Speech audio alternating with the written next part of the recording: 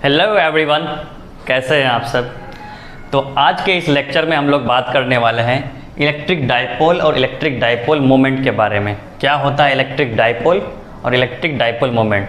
तो आज के इस छोटे से लेक्चर में हम लोग कंप्लीट क्लैरिटी के साथ समझ जाएंगे कि इलेक्ट्रिक डाइपोल और इलेक्ट्रिक डाइपोल मोमेंट क्या होता है। तो सबसे पहले देखते हैं इलेक्ट्रिक डाइपोल। इलेक्ट्रिक डाइपोल जो होता है, दो चार्जेस का ऐसा सिस्टम है, वो दोनों चार्जेस मैग्नीट्यूड में तो इक्वल हैं लेकिन नेचर में अपोजिट हैं।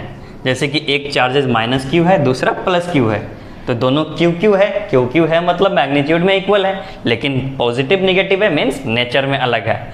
और वो दोनों चार्जेस का सिस्टम जो है कोई स्मॉल डिस्टेंस से सेपरेटेड होगा, है ना, छोटा सा डिस्टेंस से सेपरेटेड होगा। तो इस सिस्टम को क्या बोलेंगे हम लोग, डाइपोल बोलेंगे। और कैसा डाइपोल, चार्ज ले रहे हैं तो इलेक्ट्रिक डाइपोल। ठीक है। अब इन दोनों डाइपोल, ये दोनों चार्जेस का जो सिस्टम है जिसे डाइपोल कहते हैं, उसमें कुछ टर्म्स होते हैं, है ना। जैसे कि ये जो लाइन है, जो लाइन दोनों चार्जेस को ज्वाइन करती है, वो लाइन क्या कहलाती है, डाइपोल एक्सिस कहलाती है।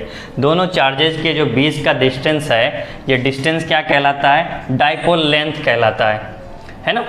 ये जो सेंटर है दोनों चार्जेस के बीच का मिड पॉइंट जो है, वो डाइपोल सेंटर कहलाता है। क्या कहलाता, डाइपोल सेंटर कहलाता है।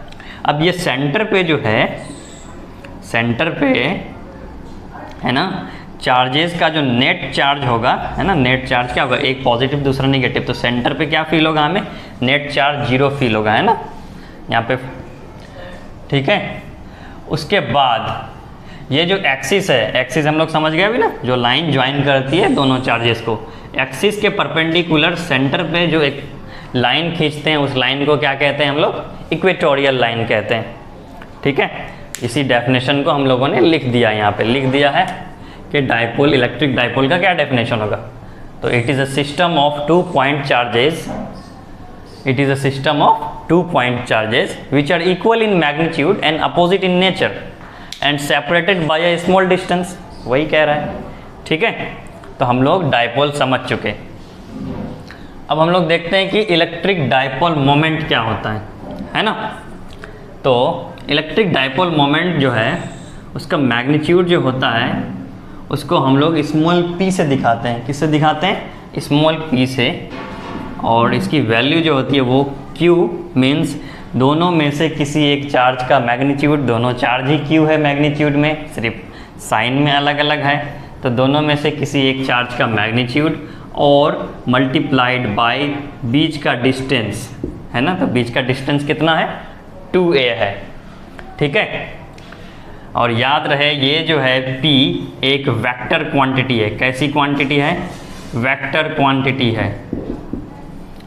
अब आप बोलोगे सर ये वेक्टर क्वांटिटी कैसे है, जब q एक स्केलर क्वांटिटी है, बीच का डिस्टेंस एक स्केलर क्वांटिटी है, तो ये वेक्टर कैसे होगा। तो q तो स्केलर क्वांटिटी है, ये वेक्टर में चेंज नहीं हो सकती। लेकिन जो बीच का डिस्टेंस है, बीच का जो डिस्टेंस है वो तब तक स्केलर क्वांटिटी है जब तक वो डिस्टेंस है। जैसे ही हम इसको डिस्प्लेसमेंट मान लेंगे तो ये क्या बन जाएगा, वेक्टर क्वांटिटी बन जाएगा, है ना। तो ये 2a एक्चुअल में क्या है, डिस्प्लेसमेंट है, जिसकी डायरेक्शन -q चार्ज से +q चार्ज की तरफ है। तो ये 2a क्या है, डिस्प्लेसमेंट है। तो p का जो वेक्टर फॉर्म होगा, डाइपोल मोमेंट का वेक्टर फॉर्म, वो क्या होगा, q × 2a। ठीक है। और इसका ऐसा यूनिट जो होगा डाइपोल मोमेंट का, क्या होने वाला है, चार्ज का यूनिट जो कि कूलम्ब होता है, ऐसा यूनिट। और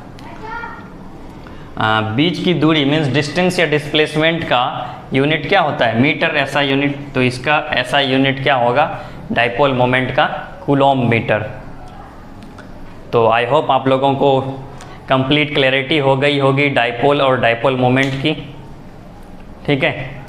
तो वीडियो को